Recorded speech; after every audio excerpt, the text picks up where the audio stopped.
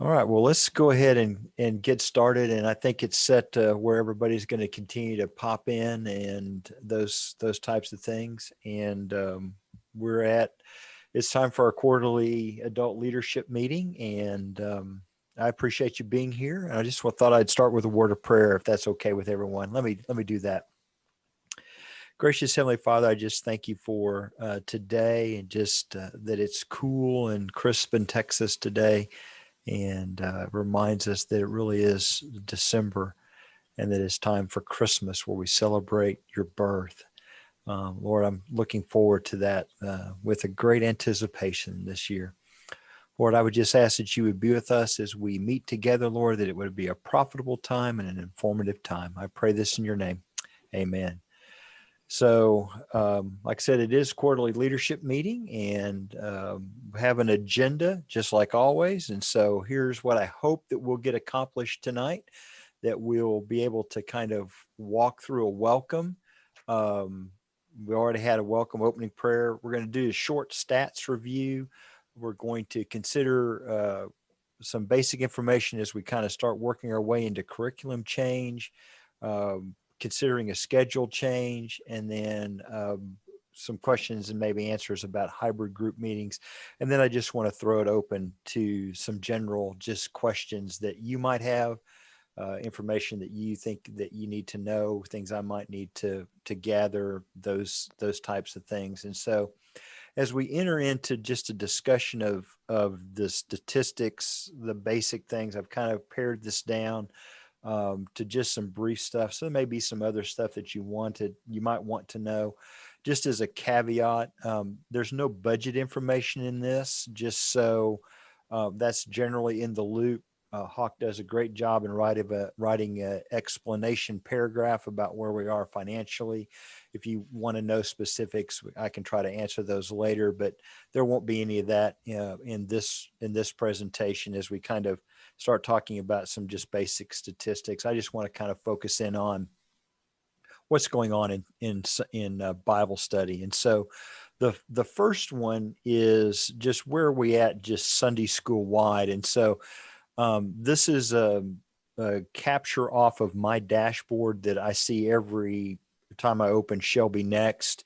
And just as a word of explanation, it may be too small, and I'll kind of try to break that down for you. But the red line is kind of where the average was this quarter last year. And so if we're looking at where we would have been Sunday school wise, we were averaging just a little over 500 is on a give or take on an average Sunday. Obviously with COVID, we're much lower than that. And so the blue line is kind of it's more representative of when we have started back to in-person Bible study. So I drew the line, the blue line is kind of more geared towards the in-person Bible study. And so if we add everything together, since we've kind of started back to in-person Bible study, the digital and the in-person, we're eking back up to about the 300 mark in Bible study. 280 is really kind of where that line sits. I just can't draw it quite that fine. And so basically, if you look before October, the 1st of October, when we came back to in person, basically in person just about doubled our Sunday school attendance. And so I think that's an important thing to know as we look at the statistics. Being together brought more people back into Bible study. It brought a lot, maybe some of our classes that weren't meeting, started meeting again, those types of things, or it increased attendance in classes that were meeting online. And so that's encouraging to me, that the effort to get back to some level of in-person Bible study helped our attendance, and it helped out in some other ways as well. And so the second one is just looking just at the adult division, and it pretty much mirrors our Sunday school in general. Last year we would have been averaging about 350, just like 365, I think is kind of about where the line actually was for this time last year. And then obviously the same thing, the blue line really is kind of geared towards the last few weeks where we've been meeting in person. And we're just right around the 200 adults in the building. So our adults count for obviously 2/3 of our attendance, and doesn't quite double the attendance. Our adult online classes have been much stronger than, say, our preschool children classes. Tim's doing a pretty good job with student ministry, but you do see there's lots of, you can look really close in the graph, there's lots of little hashes. That's like, the classes that are meeting on Tuesday night. Matter of fact, Susan Oglesby's group's meeting right now. I think some other groups have been meeting on Tuesday night. And so the number kind of factors in some of that as well. And so I'm pleased at this point. The in person has helped. We're really struggling for our older adults to meet, and that seems to be where we're at a loss, the greatest loss. Some of them are emailing. They're staying in touch, but I think as we move into the spring quarter, if it looks like this is going to last longer, we're really going to have to maybe call upon some people to maybe sit and help coach some of our senior adults, or mediate some of the meetings for them to try to get them online. And to be honest, some of our senior adult teachers are pretty camera shy. And so that kind of works against the whole Zoom meeting concept as well. And so where are we at with worship? That's one of the other things we look at. Obviously, if we look at the red line, we were somewhere around, 550 is kind of that rough average this time last year. Right now, we're running about 200 between the two worship services in worship on a given Sunday morning. And we've taken attendance. It's been a little sporadic, but obviously when we came back for in-person Bible study, it really upped our in-person worship attendance as well. And so you can kind of see that there in this graph. And so I do want to say that worship attendance is a little skewed in this graph, and I will try to explain why that is, because it does not count any of our digital. So there's no Facebook counted in this. There's no Boxcast, which is what streams our website. We also haven't been counting my online adult Bible study in the numbers for the same reason. It's very difficult to count online because we really don't know. We can, with Boxcast, which is what I want to focus on, we have a better methodology of counting. And so it's not easy to figure out what's going on, but I do look at this every week. This is the service analytic for one worship service. So every week we generate 3 of these, 2 for worship, 1 for my online adult Bible study. And what you're looking at is basically the curve of how people join worship. So if you're looking at that kind of arced curve coming in from the left, that's people joining our worship service. And so we can actually watch them minute by minute, the attendance build in real time. And then it stays pretty level. We have a little bit of drop off as the preaching starts, and don't really know why that is. And then you can kind of tell where the announcement video starts. That's the big cliff kind of looking curve. And then it tails off to when we shut down. And so that's when the last little drop off, but it gives us some interesting numbers. So like, and this one I picked it because it's relatively consistent with the 9 o'clock worship. That's what we're looking at. Is we'll see about 150 households. That's what we're tracking. It counts unique IP addresses. So like if you have 5 people at your house, it only counts as 1. If you're 1 person, it only counts as 1. I can't tell how many people are in a household watching, but it does count households. The other unique thing that this does, you can't really tell in the map because it's so small, but it puts dots where those IP addresses are. So we get maps generated throughout the United States of where people are. So the first side, it gives us a graph of how many people watch live. Then it gives us how many people come back and watch the recording. And so that's, when we look at the worship number being low at like 200, we still need to add some number to that. And generally when we set in staff meeting, I feel confident multiplying the 150 by 1.5.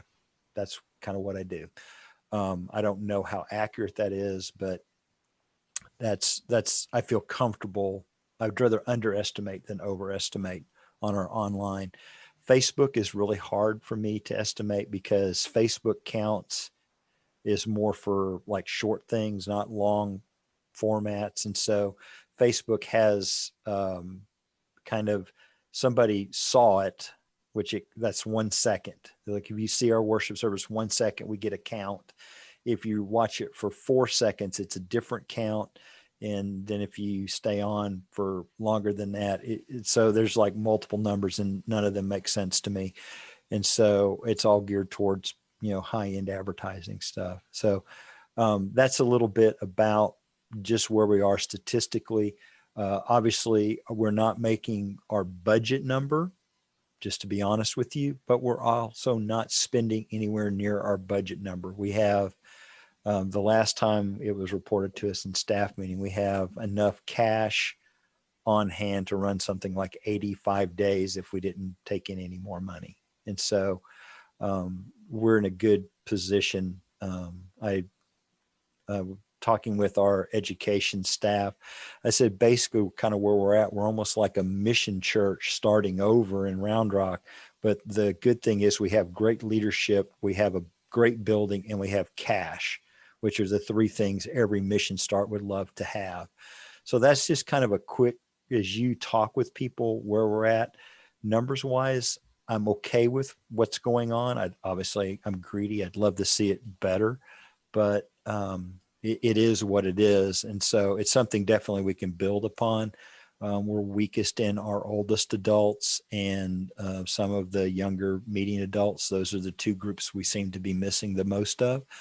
We're having a good online digital presence in preschool children. I mean, really, if you want to watch something fun, you just want to have a good time, you need to watch and get in somehow into Tracy's preschool Zoom call. It is a scream. And so our staff's doing some creative things, and I'm really, really pleased with kind of where we're at. And so that's just kind of a broad, quick statistical kind of look at where we are. Does anybody have a question about that? If you do, throw your mic open and ask it, and I'll do my best to answer it.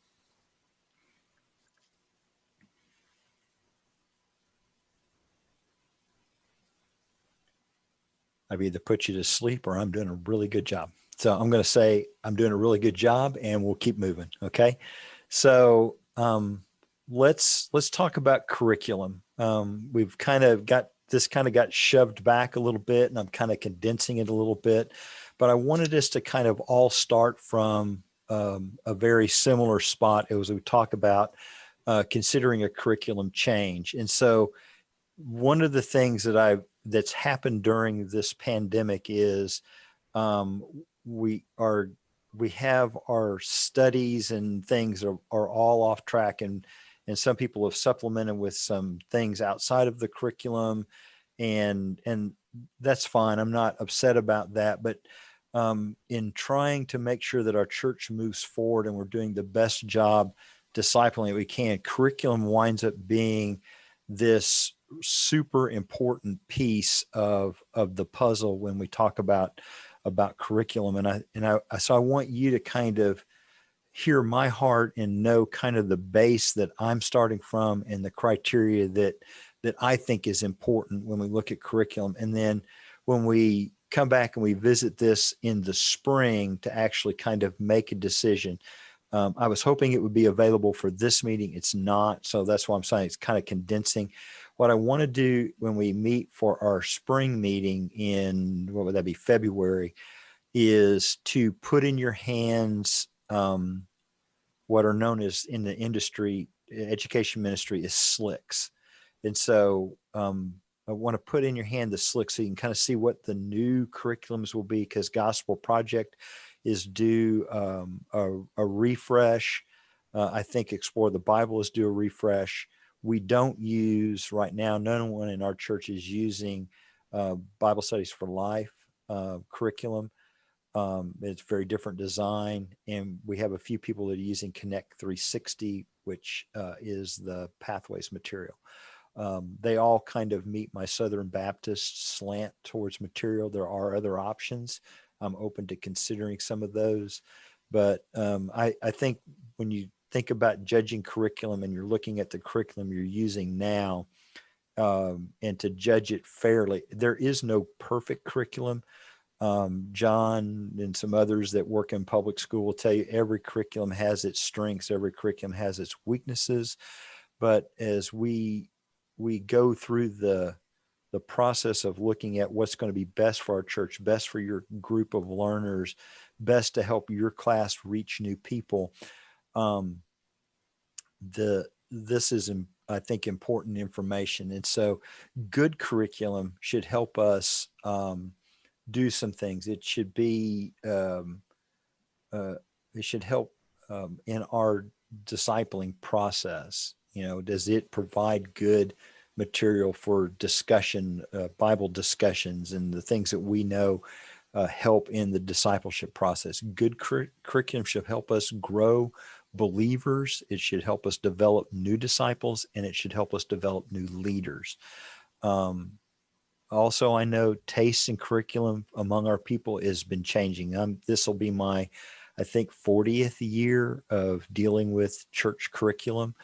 And over the years, I've watched tastes change. We like shorter. We want it to be more current, more impactful, more relevant. We want quicker cycling. We really are moving away from really trying to get much into the Old Testament, which I think is a shame. But these are just some of the impressions I'm getting. There's others. I can make a long list, but it's not necessary. So real quickly tonight, and I will send this to you in a PDF form later, but I wanted to kind of walk you through kind of 7 really good evaluations, and they are written in this book. It's probably going to be upside down and backwards, but this is a really good book, and I've contemplated actually buying it for everyone as we get ready to get back, but I'm in the process of still reading through it totally. And so let me kind of give you the 7 things, okay? And so they'll be on 3 slides. So the first one, and I think probably the most important in this list, is that curriculum creates balance. And by that, I mean, everyone has favorite books and passages that they love to teach. If it was me, I mean, and because I pick my own curriculum on Wednesday nights, I went back and I checked how many times. I've taught the book of Philippians 3 times on Wednesday night since I've been here, because it's my favorite. I gravitate to it. Those types of things. I've only taught 4 Old Testament books in the 8 years I've been here on a Wednesday night. And so there are things we love to teach. There are things that we love to avoid. A good curriculum should give us a balance of Old Testament and New Testament. Good curriculum should give us, should have a good scope, which that's the topics that it covers or the doctrines that it's going to touch on. And it should have a good sequence. And that is that it is laid out in an orderly kind of understanding that helps this develop theological pictures, because theological pictures inform doctrinal decisions. And so theology being kind of the the understanding we have, and doctrine is the application of that understanding. So I think of this as when we look at curriculum, it should be something that helps us have a balanced meal, not all ice cream or not all Brussels sprouts, because if all you can eat is Brussels sprouts, it's just kind of not going to cut it for me. But if all I get is ice cream, that's not healthy for me either. And so bouncing back and forth between having a balanced theological diet or doctrinal diet really kind of, for me, is the number one thing. And so as we talk about that, that's important to me. The second thing on that list is, I know you're busy. Group leaders are just busy people. When I say I try to go after involved, active, our sharpest people. I mean, that's who I look to enlist for Bible study leaders. That's who we need to have at our forefront in our primary ministry to disciple. We need to have our sharpest leaders there. And I really think we have that. But I know that you're busy, and I know good curriculum should help you spend time discipling people and ministering to your group rather than writing hours and hours on a weekly Bible study. So I equate that this way. I'm in the middle of a bathroom remodel, and so and I'm racing Chris Bobo right now in my bathroom remodel. He'll probably beat me, but I got down to the point where I called a plumber. I had a drain. It kind of buffaloed me a little bit. I'm not used to dealing with a house on a slab. And so finally I called the plumber, and I discovered something about the plumber. He was very helpful, very informative to me, almost kind of in a teaching kind of way. But there was something that I learned from the plumber that applies here. The plumber, with his knowledge, he came with the right tools, and those right tools helped him be quick and efficient. And I think that's what I want curriculum to help you be, is to be efficient in your Bible study prep time, because I really would prefer you spend time contacting, ministering, discipling, those types of things. If you want to write great Bible studies, I would love for someone in our church to write for life. I'll help you in the submission process, and that it's not my gift. I've tried it a couple of times. But I want to make the best use of your time, so that where the time is going is into people rather than just great lessons. And so the third thing on this slide, I think, is dealing with attendance. It's no secret, people no longer attend every week. We kind of look at our faithful members as people now that are here 2 times out of 4, and sometimes not even that. And so a good curriculum, I think, should help us promote some consistency to our studies, especially if we promote that idea of being consistent. And so I know when I've been teaching Bible study now since the pandemic started online. And one of the things that I try to do is I try to spend 5 sentences recapping last week, because I know people are joining me all along. I'm inviting people to read and study.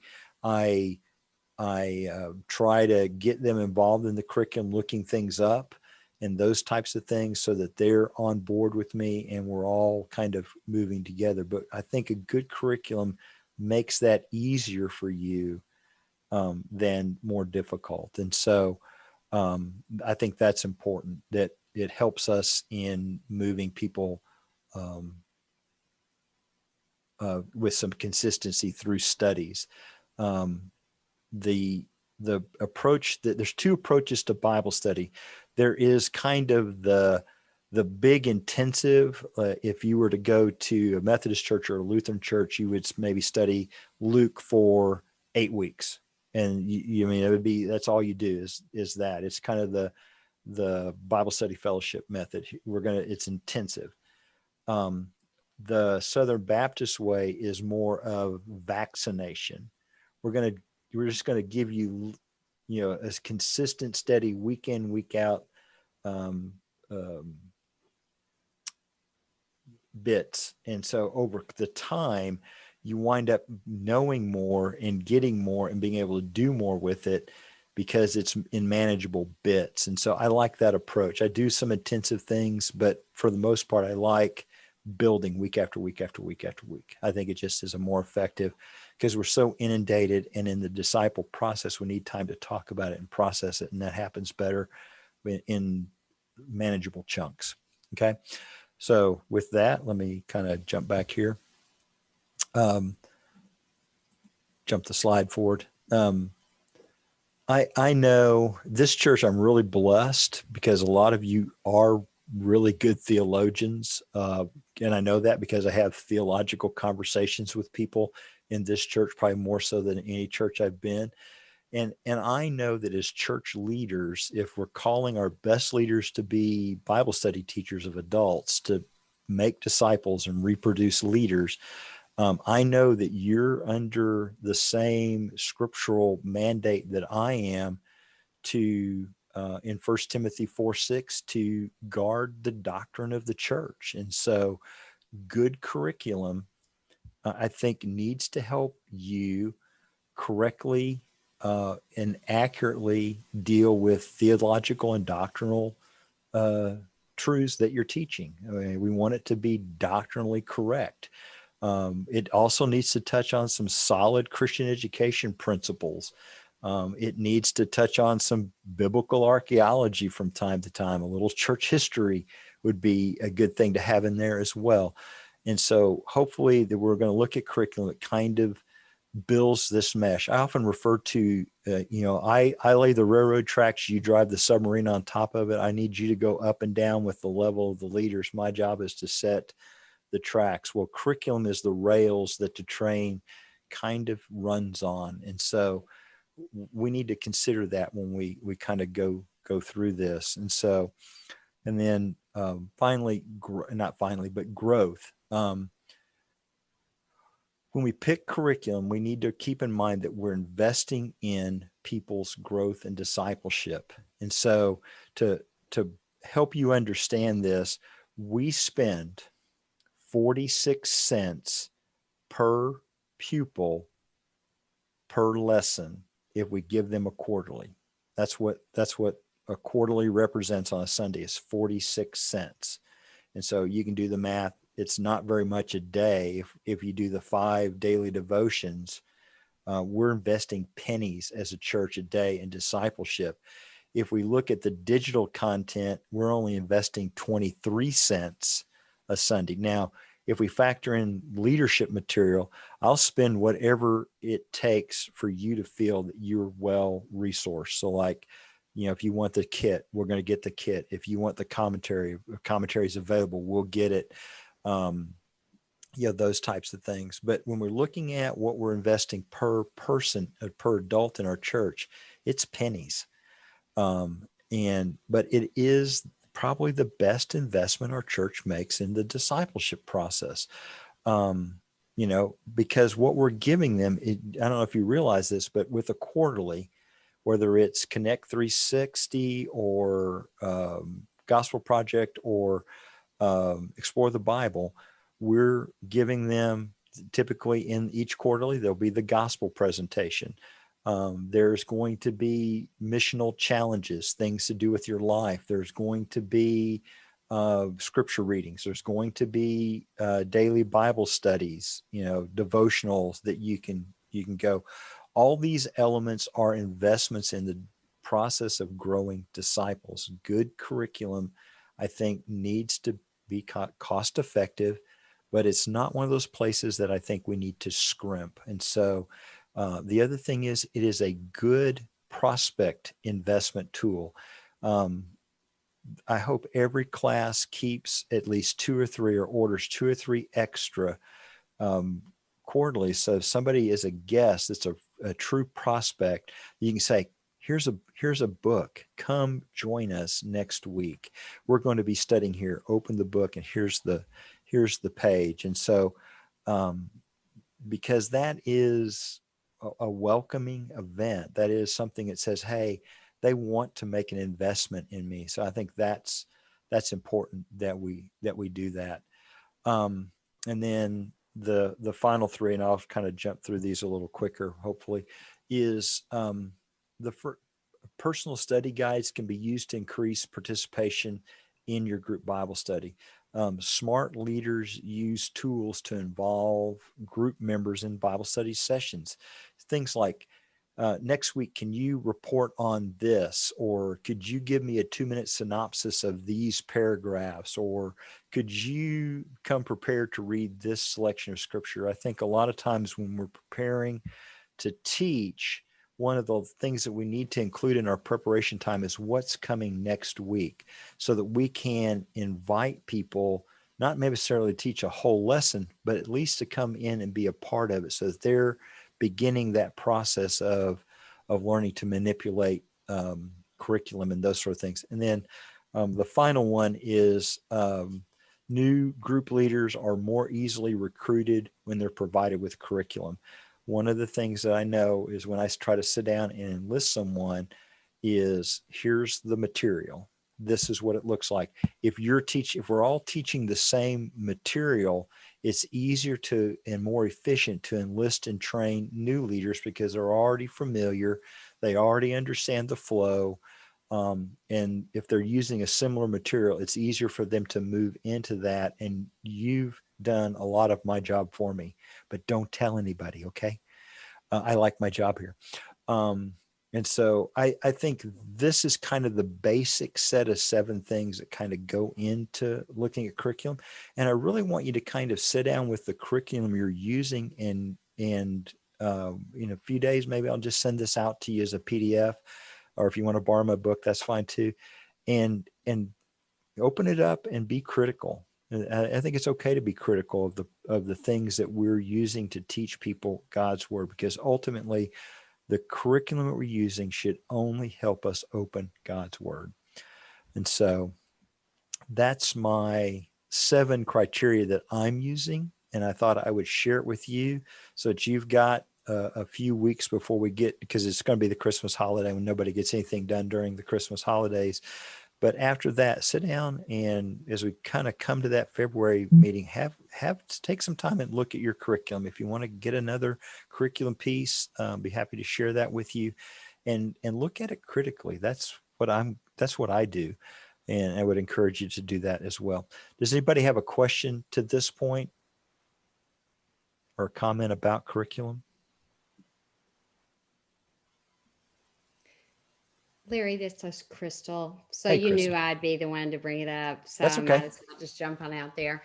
And I guess I should show myself, although I'm incredibly tired looking right now, but nobody knows. I'm the chalk drawing for those of you out there who are looking. Anyway, I think for me, and a few folks in our class, and certainly Robert and Calvin are on here, so they'll jump on and school me in a minute if they need to. But I think one of the things that I brought up, obviously, with you, and just as we ponder the possibilities of changes, I know I get every single thing that you've talked about, and as a school person for 32 years, I get the importance of following curriculum. But one of the things in education that we always really, even as a superintendent, I had to trust my teachers to have those essential knowledge and skills and know that that's the direction that we want to go. And I think for me, it's just like our curriculum right now really almost feels like an Easter curriculum. And here's the best example. Right now our lessons have dealt with, almost like Easter lessons to They me. have. So here's going to be my best example is when my son graduated from high school. I really do have a point here. And I am showing myself my scary face. When my son graduated from high school and we had the big graduation Sunday, and so you have all these guests come in and you have all these people who are excited to see the graduates walk the stage. And I'm in my church, which is a very, very large church in Amarillo. And thousands of people in attendance, and here we are, and we're excited, and the guest pastor spoke on tithing. And I am not saying tithing is not important. I'm a big believer, but I am saying Graduate Sunday, I wanted the message to be something about you're starting a new phase in your life. And here's some great promises from scripture that can drive your life, that can move you where you need to go. And so I am a fan, occasionally at least, of kind of topical studies or things that are tied to the season that we're living in. And I think 2020, more than any other, probably allowed us opportunity to really talk about people who feel isolated or alone, and to learn some great opportunities about the lessons that God taught us about walking through seasons in which we're afraid or scared or whatever. And I just felt like sometimes it's important to feel like you also have the freedom to go somewhere with the class. And I'm going to say, I don't know everyone else's class, but I'm going to say I'm so impressed with our group of people who are strong, biblically based people and capable of carrying on really good conversations. So as we talk about change, some of that may just be, do we all need to be on November 26th studying this particular lesson? Or can we have the flexibility that we give teachers in schools and colleges and universities and in all those places? We want you to cover this material. We want you not to spend all your time in Philippians, but we're going to give you the flexibility to shift it, to move it. And are there curriculums out there that are more topical in nature that allow us to do that? So I will now shut up, but I am throwing all of that out there. I just think it's an important topic. To answer your question, Crystal, those are all good comments. Yes, Southern Baptist, as a matter of fact, produce a topical study, and depending upon the feedback that I get from you guys between this meeting and the next, will influence that. So we have four Southern Baptist oriented curriculums, and two of those would require that we make our own curriculum map. And for those of you that don't understand what a curriculum map is, that we would have to make our own. We talked about scope and sequence just briefly. The scope is kind of what we need to cover or want to cover, and then the sequence is the order in which we cover it. And so if we go to, depending on how we choose those curriculums, we might have to make our own sequencing, our own curriculum map. And so that's not unheard of. It's very doable. The other, just two things in this, Crystal, it is I've always allowed groups one time a year to step outside of the curriculum. And if that's something your group wants to do, that's negotiable between me and your group or your leaders and stuff. So we've had classes want to study marriage, and that's fine, but it's not necessarily that everybody wants to do. But the other wild card in this is I don't know who our next pastor is, and I'll be talking with whoever that is, whenever that is, about their views about what they want to see in curriculum. I would love for us to kind of be able to where sometimes our sermons and our Bible studies are working together as well. And so that's a different level of coordination. And they may want to do that. They may not want to do that. I don't know, but once we get some really things in your hands, Crystal, your questions are going to become really pertinent and questions that I'm going to kind of turn back on you at a later date and time. So just get ready. Okay.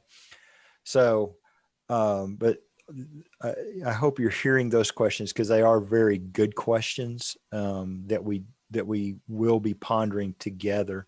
And do we all have to study the same thing? No, we don't.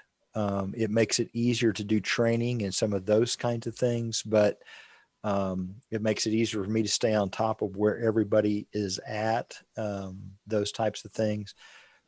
But is that necessary? No, it's not. And like I said, the biggest thing I heard Crystal say that I want to reiterate to you is that regardless of the curriculum that we use each and every Sunday, to be honest, I don't teach it exactly as it's written. I use large blocks of it, but even like this last week in Gospel Project, where, the lesson kind of skewed one way, I really wanted to focus on some more of the substructures of the ascension, because, when was the last time you heard somebody preach on the ascension? It's just not something that we do heavily in Southern Baptist life. But we talked about, when I taught Sunday, we talked about the ascension is really, without the resurrection and the ascension, these are two critical building blocks for our Christian faith. And so we kind of focus that way. And so I always trust you all to like skew it. It just kind of as to what your group needs to talk about. And there's always multiple things within a lesson that can be covered.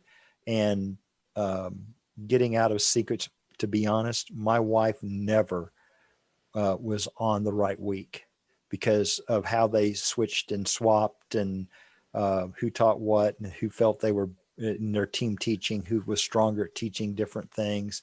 And so they never were. And the thing is, this is why I like the approach of little bits of Sunday, is I know that if you're in Southern Baptist life, multiple years of Bible study, Gospel Project, every block of years, we're going to kind of touch on the same themes, maybe different scriptures, but the same themes every go around. And so we're going to eventually, if we're using the virus inoculation thing, I was trying to avoid that because it's my go-to analogy for Southern Baptist curriculum, but that's really kind of what we're doing. We're going to inoculate you with the scripture over time. Anybody else got a question? But very good, Chris. I appreciate it. So Larry, this is Richard. Do we have a time frame for when you when we need to make decisions? We'll make the decision at going into the summer quarter. That's kind of the break point for me. As far as like a wholesale big change, we'll do that because the new Gospel Project will start in the fall of 2021. So we like your class has done 2 cycles now of Gospel Project. Y'all may want to change. I don't know.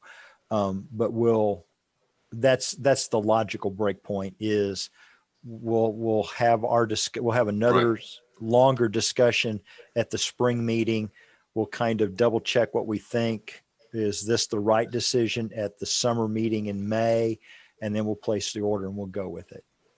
Okay. As far as a timeline, that's a good question. I do want to share, you mentioned inoculation.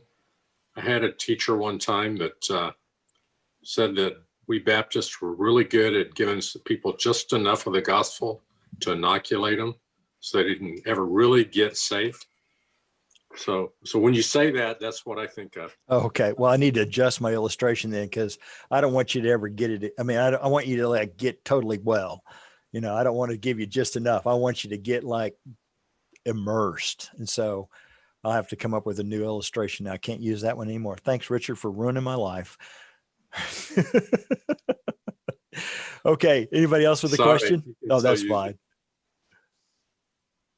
But I will adjust my analogy. Anybody else ready to move on? I want to be a good steward of your time. Okay. So let's if that wasn't questioning enough, let's talk about the next one. Okay. So let's talk about considering a schedule change, because we're beginning to have that conversation as a staff. And so, as we begin to talk about a schedule change, we are thinking about it as a staff. You know, I would love for you over the next few days or weeks, is if you want to give me some feedback, love to hear your feedback. We knew when we went to our current schedule that it was probably a temporary schedule, that it was not sustainable long term, just because we're running at a very fast pace. I don't know if you're tracking with worship, but we're not been offering an invitation. 50-minute splits is really, really hard. Um, and moving people around the building, trying to practice all that kind of stuff, get teams here, get people in and out of Bible study in a timely manner. We just knew that it wasn't going to be a good long haul schedule. So we've begin to have some conversations about that. And so let me kind of try to answer some of the questions about what we're doing, why we're going to do it, what we think it might look like, and hear this right up front. And I'll say it again at the end. None of this is set in stone yet. Because I want to get, you know me, I want to get your feedback. Your leadership with me is important. And so I want to hear your feedback, but I want you to kind of know what I know. Okay. Or at least what I think is going to happen. And so the first question that comes to mind is, why plan a change now? And so I think there's really kind of three things of why we're planning this change now. And so the first one is, it just takes time to communicate a ministry change. As we have learned in the time that I've been here, is that our church does way better if we have time to process, we have time to ask questions. That's why when we started this discussion as staff, I wanted to get to you all, because you're really good in feeling people out and helping me understand things and giving me good information and all of that. And so this is a part of that process of communicating a ministry change, is that we have a chance to hear one another in some sort of dialogue. And so we just know that takes time. And so we want to begin to kind of walk through that process. The second thing is that we anticipate or are anticipating adult groups returning in the spring.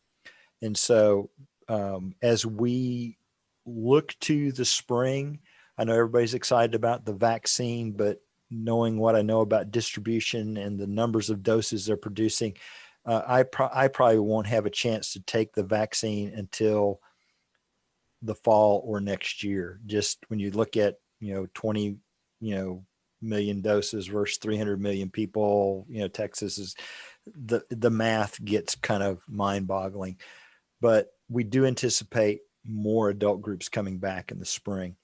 Our current schedule does not allow for, especially our senior adult groups, to really come back in mass at all, because we're using those downstairs. Our largest rooms are pretty much all downstairs for adults, and those will get used up really, really quick. And so we have to do something to kind of make it possible for some of our older adult groups to come back, because we know from moving to the gym, it's really, really difficult. You can get in some long walks here if you're not careful. And we want to try to be cognizant of that and make it easy for groups to return. And then the third one is, why consider this change now, is, to be honest, we anticipate a attendance bump if and when we have a new lead pastor. I think there's a lot of people that are just kind of like, sitting at home, enjoying the music and watching worship, because that's easy right now. But I think a new pastor, people are going to want to be here. People are going to be energized by that. He's going to hopefully be very dynamic, and he's going to want to see people and meet people. And I think we're going to want to do the same. And so I'm anticipating an attendance bump. And if we don't have places for them, the bump won't last long. And so I want to be proactive in getting back to a growth track rather than reacting track. I want to get our Sunday school and Bible studies back to a growth track. And I think that's why we need to consider this change now. And so moving into a season where we need to get ready to grow again. And everybody on our staff kind of senses that we need to begin to get ready to open things back up again. It's kind of like I own a Corvette and Dad won't let me step on the gas pedal, and it's just driving me crazy. So that's my analogy.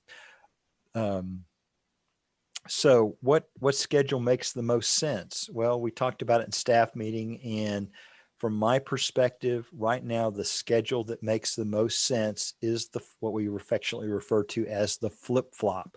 That's Bible study and worship at the same hour with a short break, and then we have a repeating Bible study and worship hour. And so basically you would go to worship and then you could flip over to Bible study, or you could go to Bible study and you could flip over to worship. That seems to make the most sense as the next step as we come out of worship, Bible study, worship. It's probably the easiest to move to, and it opens up some additional spaces because now we can double use some of our larger rooms for adults. And so right now, in my mind, that seems to make the most sense. Time, what we're thinking possibly earlier. One of the things that we've discovered when we moved to this schedule was a lot of folks like getting here early and getting home earlier, getting out to a restaurant to eat earlier. And so we're thinking possibly an earlier schedule, maybe staying at a 9 o'clock hour. Like I said, this is not cut in stone. Is not ratified, voted on, or staff approved even. This is Larry Stair speaking. And so, maybe 9 to 10:15, 15-ish minute break, and then 10:30 to 11:45, maybe. That might be a good schedule.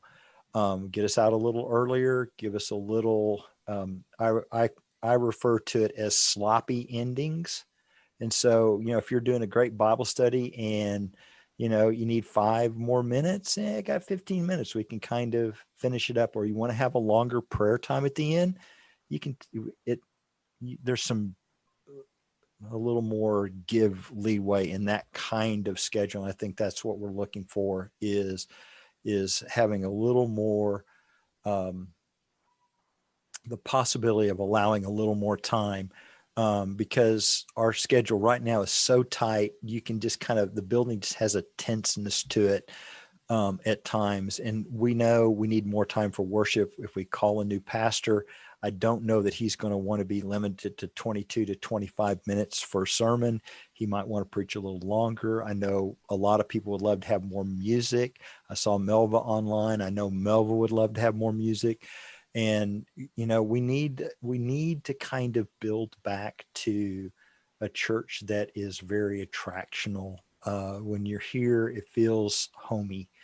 And that's, I think, part of this equation is a schedule that makes that kind of sense. And so now, what's the timeline? What's the flow of this? And so I think it goes maybe something like this. November to mid-December is kind of a planning period. Mid-December to mid to late January kind of becomes a promotional period. And then late January, early February, maybe into March kind of becomes the window for the change. Like I said, this is all very loose at this point. But that's a possible kind of timeline flow towards things. And so that seems doable to me. It's quicker than I probably would like, but I think it's a doable flow if we are doing what we do really well, and that's talking with one another and encouraging one another. And so I think that's good. So before I throw it open for questions, let me answer what I think will be the big question everybody wants to ask. Okay. And so here's the big question. Why not wait for a new pastor? And so, a couple of things on that. Can anyone say to me when that will be? I don't know that they can. Even if we, because it is possible that we might call somebody and they may not want to come. We may, who knows what the variables may be. We may have a pastor tomorrow. I really don't know. And so, but I think the bigger question in that is the second part of that is not only can anyone say when it would be, what's it going to cost our church to wait? If we wait until we get a pastor and then we wait for him to say what the schedule should be. And, now it's like August, how much momentum have we lost? How much has that cost our church? And is that a decision we want to put on somebody coming in as leadership? I don't know, but I think there's a price to be paid for waiting too long. And then the final one is this change could just be an intermediate step. There's a distinct possibility we get on this schedule. Our church is growing. We love our new pastor. We're excited. And lo and behold, come August, we're on our third schedule change, coming out of the COVID pandemic. And so I'm open to changing the schedule as often as it's prudent to keep growth happening and accelerating. And so I think that's as I go to answer these questions, that's kind of the rationale behind everything. I know that's probably not all of the questions, but just like we looked at the first schedule as kind of a stopgap getting open schedule, we knew it wouldn't be long term. Maybe we're approaching this schedule as an intermediate step. It may not be the final solution. And so just kind of keep that in mind as well. So that's my considering a schedule change bombshell. Anybody got a question or comment they want to ask, and you feel free to open your mic up and ask it. Yeah, Larry. Yeah, John. One thing you didn't mention is the thing that's got us in this situation in the first place, and that's the COVID pandemic. I don't know that you can make a schedule and do it based on like January, February, when we don't know where the pandemic's going to be. Because quite frankly, I am not coming back until we have some kind of control of this. And then, if we keep pushing an aggressive schedule, and then we end up like some of these other churches around the country that end up with this, super spreader event, we end up with a bunch of people sick, then it'll set us back even further. So, I would be more spontaneous based on whatever the circumstances are. If January, February, we have some kind of control of the COVID pandemic and our, the case numbers are going down and it's getting safer to do things, then yeah, I think that's what's holding a lot of us from coming back now. That's my 2 cents. I would agree, John, and know this, that even though we're talking about making a plan, at any point in this, I think we've demonstrated as a staff and as a church, we're not going to purposely try to put people in harm's way just to get some numbers. And so if we got down to, let's say we think Larry's magical plan, we're going to do this first Sunday in February, and the numbers are still rising. I think if there's anything we've learned in this, John, is that we can go, that was a good idea yesterday, not today, and just stay with what we've got. And so, but I think the important part of this right now, John, is the dialogue we need to hear your comments like yours. What is it, and this will get that going. And like I said, if it's not the right time, you'll let us know. And we appreciate that as a staff. But I also know to make the plan is a labor intensive thing. And it's a whole lot easier to make a plan and not execute it than to just kind of wing it. It's hard to get, 1,000 people to wing it.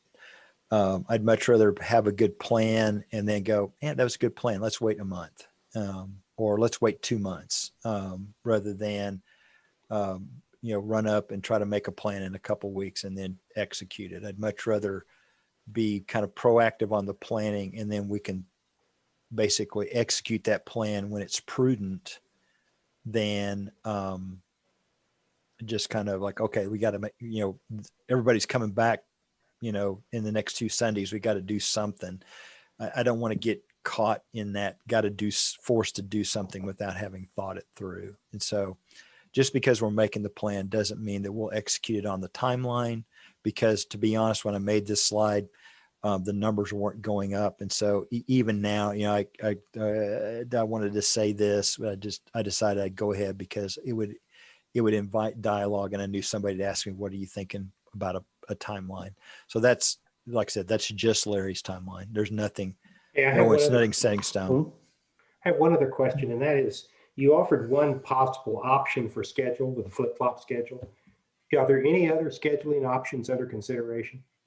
No, well, there could be, I guess, but as we talked about it in staff meeting and trying to balance, the other thing that's kind of factors into this, John, is how many volunteers we have to like execute worship or execute Bible studies. And so we're still running very much on a skeleton crew. A lot of Melvin Tracy's workers are older adults. They're not back yet. We know we're going to have to energize new people into leadership in preschool, children, youth, and adults. We're in a rebuilding process, and will be for quite some time, I think.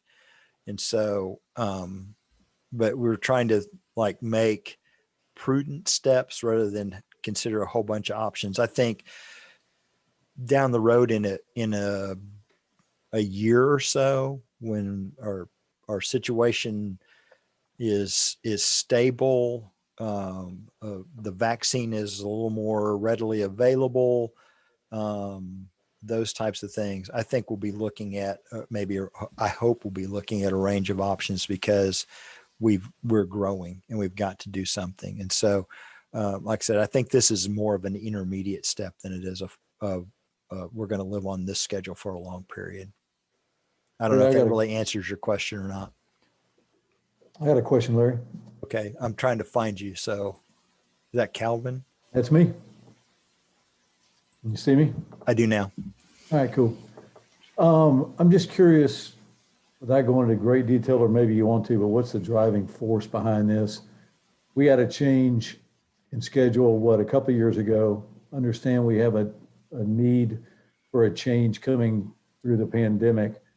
And now we're potentially looking at another change, and you're correct. I would be one that would have asked the question, why now or why before, Pastor? So I appreciate you addressing that. But I mean, let's call it what it is. We've got half the people attending or less than we did even a couple of years ago. And so I appreciate and understand the anticipated growth, but here we go again. And one thing, maybe I'm one of them, don't really care for change and then change and then change. And so are we going back to what could have been done under the previous pastor or in that situation, or was that considered a failure? I guess I would like a little more detail, a little more input. Yeah. And is this a staff deal, or is this because we have lack of space and because of the pandemic, you're trying to figure out something that's going to work for Bible study? I got a lot of questions. Good. Yes to all that. Okay. No, the first one is no, it's not like a failure of the past schedule. You are correct. Our numbers are not anywhere near what they were.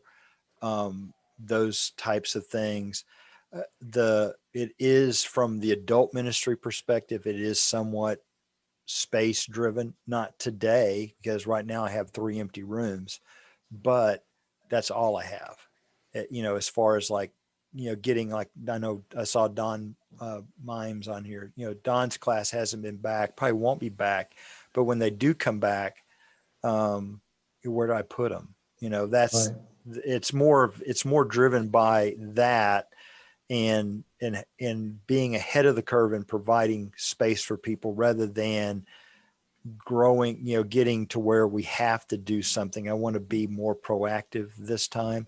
And based upon the feedback I'm hearing, y'all are feeling a little like it's maybe not the right time.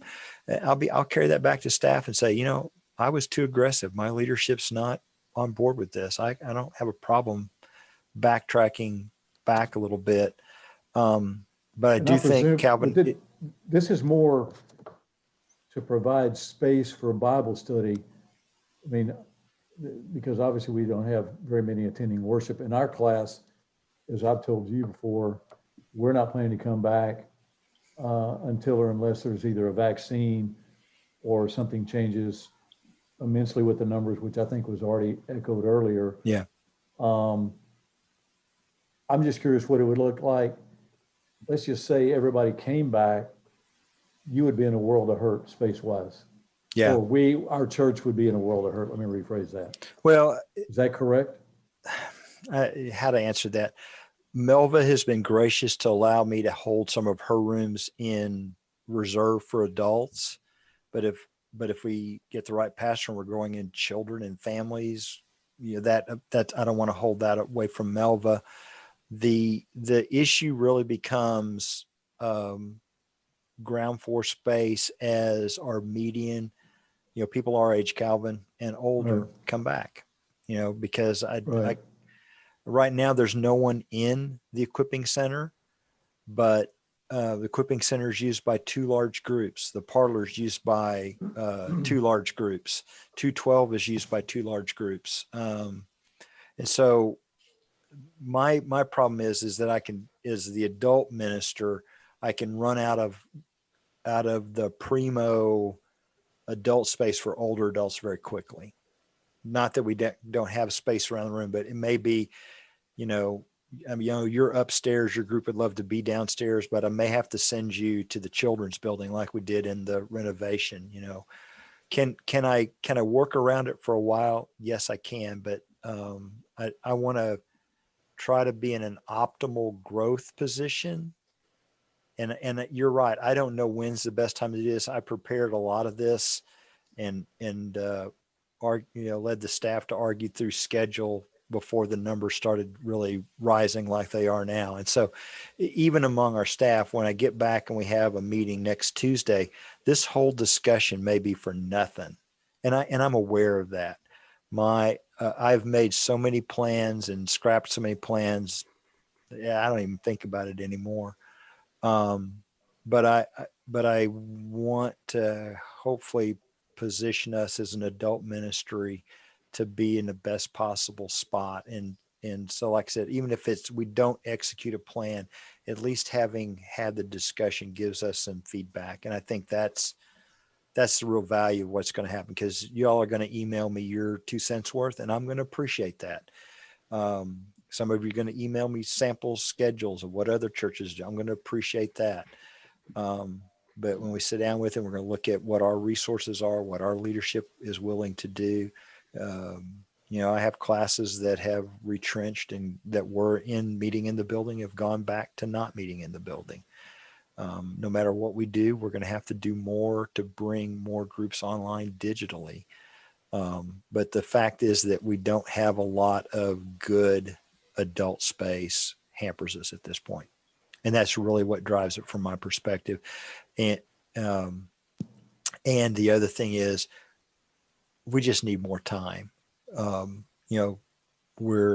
It almost sometimes doesn't feel very worshipful because we sang like 2 songs and it's just moving so quick, and getting a little more relaxed, I think would help the fellowship quotient or the feel. I don't know how to really say that, but it's just more of a gut feeling. So Larry, Appreciate So that. somebody's talking. I'm trying to figure out who it is. Richard? it's Richard. Okay. So what I hear you saying is there's several problems. One of them is for the people who are currently worshiping in person and going to class in person, the schedule really doesn't quite work because there's not enough time. So Yeah. that's one reason for making a change. The second reason is that we anticipate at some point we're going to have more people come back, and eventually, hopefully, all of us are back. So those are the second and third reasons for trying to change things. And I think one of our biggest problems is you look at the faces, and I'm about to say something that will why looking at the faces is important. If you look at the death rate from COVID, people 45 and under, it's like the flu. So in a perfect world, all those people would be in church. Problem is all the leadership are on the other side of that. And you don't have volunteers. Melva and Tracy and yourself would be short of people if everybody, in their 30s and 20s and all the kids came back. So, but that would be the way to do it if you were able to do it that way. And some of us are going to be, as Calvin stated, a little later to come back simply because of the age situation. So I don't know how we address this, but I think that's part of the problem. The other point I'll make is, so the numbers have gone up. They're still not as bad as they were back in June, but they may go back down. So by the time we get to February, they may be back down to where they were a few weeks ago. And like I said, the real value of this is that we're having a discussion. You're going to email me, you're going to call me, and that discussion's going to, but I needed to bring you in earlier than later because you are the people in our church who are in contact with everybody, and that's important. It's like I said, this isn't set in stone. It's not guaranteed to happen. It's not even guaranteed to happen any of the way I laid it out, but we needed to start the discussion because it takes us time to get comfortable with the, and for me, in the COVID time frame, answering why has always been important to me, but getting the why out there and the where information is becoming really apparent to me that is critical for us to do that. And so, like I said, this is just a step in the process. It's not guaranteed. It's not, but like I said, I feel more comfortable as leader putting something out, getting your feedback, and being ready. And like I said, if it's still going crazy and getting worse, we don't have to pull the trigger on it. Just because we made a plan doesn't mean that we have to do it the day that we said we did, or we're going to. But at least having a discussion and an idea of what we think will work best, I think is important.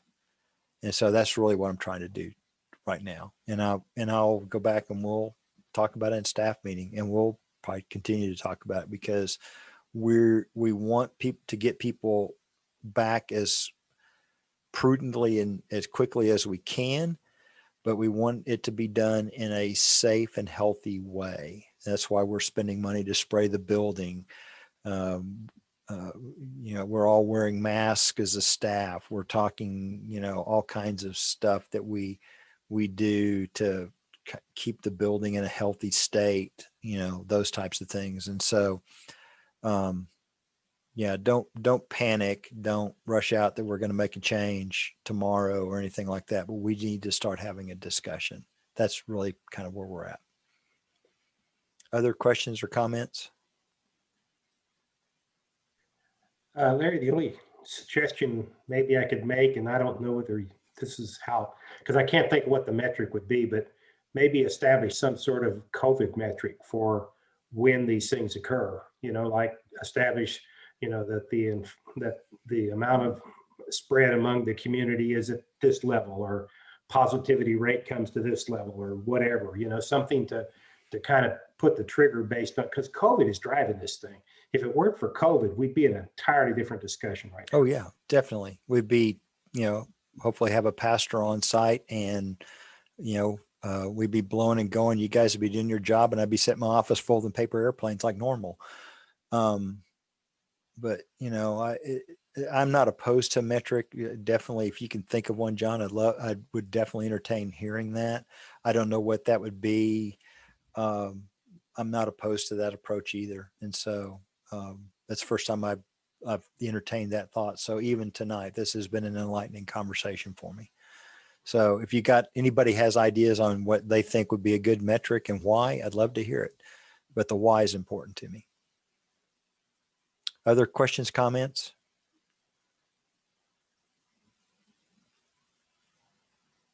Well, seeing none, let me move on. Melva's asking. Oh, where's Melva? I don't hear Melva. I was trying to unmute. Oh, you're on unmute. Now I have to find Melva. Hey, there's I'm right Melva. here. I see you. Okay, so for those of you who are meeting in person at the church, my question is, how is it going for you? The check-in with the health protocols that we do and the name tags, is all of that working for you and your group and people getting checked in? And the timing of your lessons, is that working for you? I would love to hear from some who are meeting at church. Melvin, we make it work. The check-in is fine. Uh-huh. I appreciate the check-in part. The time, it's a little less, but we make it work. Fortunately, I know I think 90% of my class goes to the first worship, so I know I can go over at the end. But I know just kind of when I have to end to get people where they need to be. My big two takeaways from Larry's comments were, one, I would love to see a little bit extra worship time and preaching time. I've noticed Paul a few times, especially in that first service, looking at the time because he's worried about that piece. Even if schedule-wise, Larry, we could even just bump the schedule to start a bit earlier and end it a bit later just on the worship services for that piece initially. Like I say, just throwing out ideas. I definitely don't want us being in the school setting where I never know who's going to be on my campus at any time. The space issue, I don't want to become an issue for our church when two classes come and you say, hey, we're ready to come back. And you're like, oh no, we can't have you back for a month and a half till we make the scheduled move. I think that's also a worry. Like, it was the big discussion amongst our teachers. Like, do we have half virtual teachers and half in person, or do we have it set where we can bring kids back a little more fluidly? So I appreciate those are the things that you're looking at when you have these conversations.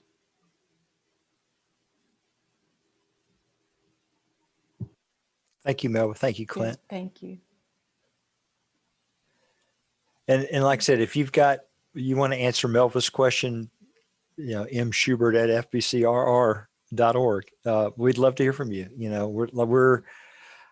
I've been in the ministry, 40 years, and man, I remember when I was in seminary, and the biggest problem I thought I was going to have to face is, how do you tell a teenager to put a t-shirt on over a swimsuit? This was never in the curriculum. And so I wished it was, but a lot of times it's just like you. Is it safe to do this? Is it the right thing to do? There's a whole lot of questions there. And the biggest thing is, am I acting like Christ would act? And that's really what I'm trying to do, is be a Christ-like leader. So anyway, email me your questions, comments, thoughts. Love to hear that. Ready to move on? Let's move on. Let's talk about considering a hybrid group. So we're not all ready to come back. How do we kind of come back in bits and pieces? And I think that's important discussion that we have. We actually have a group that is meeting hybrid. And so I snapped a picture of them the other day, and we have 3 hybrid kits that we've put together. They cost about $70 to kind of make a hybrid kit. And so what's in the kit, if you look down in the right-hand corner there, the kit is a wide angle webcam. It's like the one I'm using right now, a extension USB cable, and then a HDMI cable. And so the way it kind of would work in theory, or the way it works in reality and in theory, would be like this. And Karen made this graphic for me. We have a web camera that we were able to put at the far end of the room. And so that's hooked to a computer that's doing a Zoom call. And then for like Chris Bobo's class, that's all they need. They don't do the final step. But then you could, with a HDMI cable that I can provide, hook it to the television in the room, and the Zoom call people could be seen by everybody in the class. And so that's how it works in theory and in that. And so Chris Bobo, I think, is still here. Is Chris still here? Yep, I'm on. So Chris Bobo's class is actually doing this. So rather than me tell you in theory how it works, let me just throw it over to Chris. Okay. I'm going to try to make Chris the presenter here. Oh, good. Yeah, I lost it. Oops. Nope. Don't want to do that. You just go back to the photo. That would Go back to the photo. Okay. that would cover us. That would be good enough. Okay. So I'm back to the photo. So I would say this is working very well in the room. We're running about 12, I think as high as 15 in class. The camera you see set up at the end of the table, when we started using the one that's in the kit, that lets about half the room be on camera. So in this configuration, Steve is our speaker today in this photo. Steve McWhorter is speaking, and I think whoever's dialed in could see the DeLoaches, Steve, Kathy. When we first started doing this, we were using a little microphone and had a lot of trouble with sound. But with this new camera, the feedback was that audio was outstanding. When people connected, they were able to hear the speaker pretty well. They were able to hear class discussion pretty well. The big screen TV is behind Steve, and we may go to that at some point. But so far, my dial-in folks have just been dialing in on audio. They haven't been doing the video yet, so I don't have anything to put on the big screen. But if we start seeing some growth in the online side, that'll be something I'd like to see. Like I said, once we solved the audio problems, we had some pretty positive feedback about it, but it took us a few weeks. So we're trying to grow back the hybrids, the online side, for folks who had given up because they couldn't hear very well. I think once we get word around that we seem to have solved the audio problems, we'll see some more participation on that. But overall, I think it's been really positive. Folks seem to enjoy it. The classroom discussion has been good, and feedback from the camera, what we had, has been good. Anything else you want me to talk about, Larry? No, that's good. Clint Schumann's class is also doing this. So Clint, you want to jump in and add anything to it? You use a little bit different technology. You're not using like a kit, but your class is also meeting hybrid wise. It's similar. We actually put the camera behind my head so they actually can see the class and a little bit of me. That way I don't have to have the long cable. We do connect to the TV more just so I can have whoever's talking can be heard by the whole group without having to try to have my speakers turned up all the way. But it's been good. And sometimes, one of the times, I actually use my computer on my face, so I'm one of the pictures on the Zoom. So you actually you can Zoom from multiple computers, and that way I can be seen. So when you Zoom a lot, that's kind of, it just depends on what's working. But I've enjoyed getting we have two members that definitely will not be coming back soon, but that allows us to meet with them. So, but like I say, the camera, instead of in front of me, is behind me or off to the side. Okay. So it's going on in our church now. And to be honest, you can Zoom both ways. Like right now, both of our situations are the teacher and the class are here primarily, and they're Zooming to some members who aren't comfortable coming back. But you could also go the other way. You could, if you have a group of members that are comfortable and want to be together, the teacher can Zoom in as the other way. And so the Wi-Fi at the church is strong enough to handle multiple Zoom calls and the outgoing stream.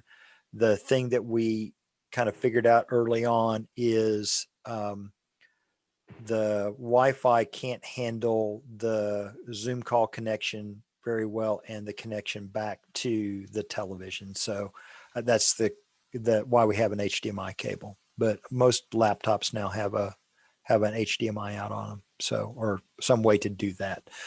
Questions or comments about a hybrid? I did want to bring that up, that we do have this kits if you want to try it.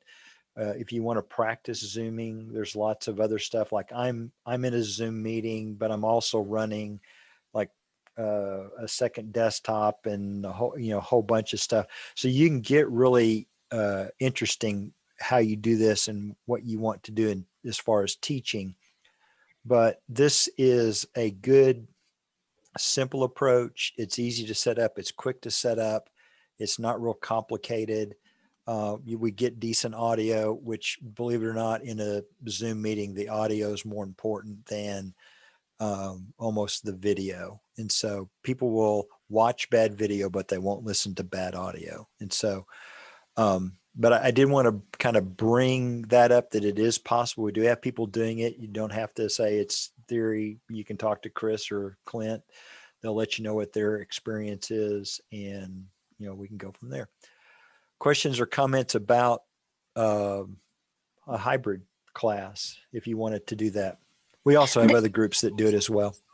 This will be perfect for our class because we obviously have mothers that will not be coming back until their kids come back from virtual school. So for the moms that can't come to Sunday school class, this is a perfect scenario for us because we have moms that want to come and they just can't. So, well, the thing that I don't have enough of, and so if you have this, it helps. Otherwise, we prop it up on something like a chair back or something. But Chris is using a tripod, which allows us to get further back, and I just don't have enough tripods to have. I just don't have them. And your own computer. That's really the only two things. If you want to try it Sunday. I'll try to be here a little bit early and help you set it up. Or if you want to come by and practice here in the building, we can do that as well. Okay. So, and if I need to buy more, we'll get more, type things. But the real game changer was the HDMI cable and the extension USB cable. A lot of people have web cameras, but it's getting the distance, and web cameras have angles of view. And so the 110, 120 is about the widest I've seen. And that's what we've been using. Matter of fact, I have mine cropped down for this video because it shows too much of my office and I didn't want to clean. So, but anyway, other questions or comments about hybrid meetings?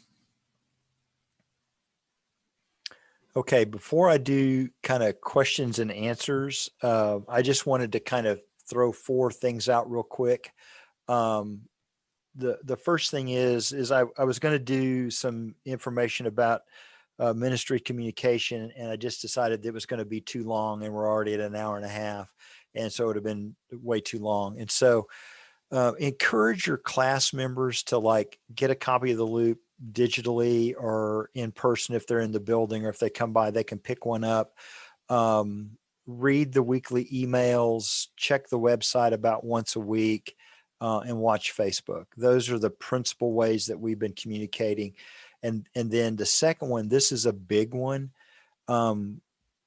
Because we're doing so much mass mailing through Constant Contact and through Shelby, we're having people that are, instead of just saying to us, hey, don't put me in the mass email groups, are opting out because we have to comply to federal law. If you opt out, I can't put you back. And so help me get the word out. You know, if you don't want a certain email or something like that, there's something maybe we can do on our end rather than not getting anything, because then once you opt out, any mass email that happens. So like if somebody opts out of my email through the church don't email me link, your mass email from Shelby won't get to them either. And so, you know, it's setting up filters or something is more preferable than opting out, because by law, we have to kind of follow the federal rules. And so, the third one is, please add me to your class prayer sheet if you haven't. I enjoy getting them, and I enjoy actively praying for the things on your prayer sheets. The other thing is, it's how I've been finding out a lot of who's in the hospital, who do we need to pray for. We can't go see them, but we like to at least contact them, try to add them to the prayer list. Some of you have been just stellar at calling me and letting me know people are in the hospital or they need a ministry touch. You know, I haven't made a hospital visit in 9 months, and I feel a little weird, just to be honest, because it's been so much a part of my life, to go and minister to people. And now I'm just, if I can find out, I can find out. So help us, add me to your prayer list. I share that with Lori. If you want to add Lori Hatfield, she skims them as well. And then the important other thing is mark attendance in Shelby Next, because that's how I'm kind of tracking when I think classes are going to come back. And if you come back, how many people are kind of actively involved in your class, you know, those. So it's really helpful to mark attendance. Also using Shelby to facilitate group communication is really important to do that as well. So those are my 4 things. What questions or comments do you have this evening? Larry, Yes, sir. do you have any idea of when Lifeway is going to have the digital materials for the current quarter up? It should. I was really surprised they weren't there today or yesterday. Should have been there. I know it should have been there, but it's not. Karen and I will check that in the morning, because we worked through it, and so it may have been I didn't do some training right with Karen, and so it may be on me, John. So let me double check that. We've ordered it, but let me double check, and I'll get back to you tomorrow. Okay. Okay.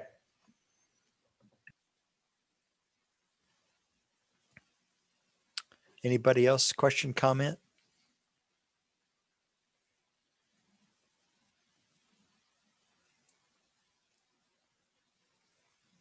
Going once. I feel like an auctioneer. Going twice. Going 3 times. Thank you for attending the meeting. This has been a great attendance. I haven't really tried to count how many people. I've tried to keep myself and the information to make the video tomorrow. But I appreciate you. I appreciate what you're doing and how you're ministering to people and staying in touch and continuing to do the good work that you do here. And we've done well. I'm pleased, given how quickly this came upon us, how severe it has been at times. All of the, we don't know exactly what to do in dealing with that. I can't convey to you how much I appreciate your leadership in our church and what you've done. And our staff, I think, would join me wholeheartedly in saying that. So continue to pray for us. You know, we're trying to make sure that we make good decisions and right decisions. We're anticipating a new pastor, just as you're anticipating a new pastor. We're praying about that. We're expecting God to do great things when he arrives. God's been doing great things. Ministry's still getting done at First Baptist. And we're getting more and more creative about how we do things. And so, and anytime you've got a suggestion, I love to hear it. So I appreciate that very much. So with all that said, let me close this with a word of prayer, and then I'm going to go eat supper. Okay, let's pray. Gracious Heavenly Father, I thank you for this meeting and for the insightful questions and comments. Lord, it's been a productive time. Lord, I miss seeing my friends in person. Lord, I would ask that this pandemic would soon pass and that we would be back to full strength, seeking to be a light in our community, Lord, shining brighter than we shine today. I pray this in your name. Amen. Thank you, folks. I appreciate you very, very much. And I'm going to end the meeting, okay? And everybody drops off. And I'll stick around for a minute if somebody wants to ask me something. I should have said that.